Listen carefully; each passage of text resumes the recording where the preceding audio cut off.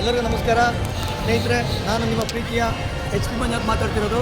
ಸ್ನೇಹಿತರೆ, ನಾವಿವತ್ತು ಸಿಂಗಾಪುರಲ್ಲಿ universal studio, ಸ್ನೇಹಿತರೆ ಇದು ಏಷ್ಯಾದಲ್ಲೇ ಯೂನಿವರ್ಸಲ್ ಸ್ಟುಡಿಯೋ ಇರೋದು ಒಂದೇ.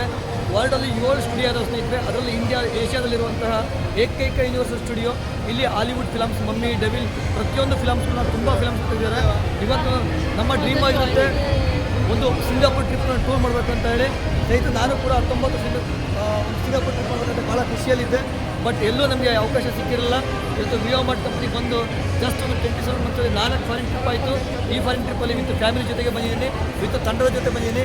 ಇನ್ನು 160 ಜನ ಲೀಡರ್ಸ್ ಕೂಡ ಟೋಟಲಿ ನಾವಿದ್ದೀವಿ ಸ್ನೇಹಿತರೆ. ಇವತ್ತು ನೋಡ್ಬೋದು ನೀವು, ಇದು ಯೂನಿವರ್ಸಲ್ ಸ್ಟುಡಿಯೋ, ಬಿಗ್ ಸ್ಟುಡಿಯೋ ಸ್ನೇಹಿತರೆ. ಇದು ಈ ಸ್ಟುಡಿಯೋ ಇವತ್ತು ನಮ್ಮ ವಿಯೋಮಾರ್ಟ್ ಕಂಪ್ನಿಯಿಂದ ನಾವೆಲ್ಲ ಒಂದು ಟೀಮಾಗಿ ಬಂದಿದ್ದೀವಿ ಸ್ನೇಹಿತರೆ.